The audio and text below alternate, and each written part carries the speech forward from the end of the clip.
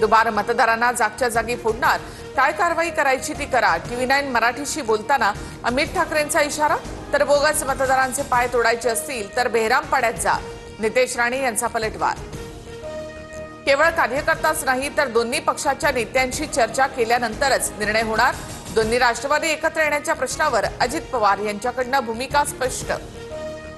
वरळी प्रभाग 193 मधील ठाकरेंच्या शिवसेनेचे हरीश वरळीकर यांच्यावर पैसे वाटण्याचा आरोप। अपक्ष उमेदवार सूर्यकांत कोळींकडून व्हिडिओ व्हायरल, तर हरीश वरळीकर यांनी आरोप फेटाळले। हरीश वरळीकर पैसे वाटत असते तर ते आता भाजपमध्ये असते, आदित्य ठाकरेंची प्रतिक्रिया। तर सूर्यकांत कोळींवर अत्याचाराचे आरोप असल्यामुळे आम्ही तिकीट नाकारलं, आदित्य ठाकरे यांच्याकडून स्पष्ट। नालासोपाऱ्यामधून 10,09,000ची रोकड हाती, दुचाकीवरून पाकिट आणि प्लास्टिकच्या पिशव्यांमध्ये पैसे घेऊन जाताना रंगेहात पकडलं, दोघे पोलिसांच्या ताब्यात।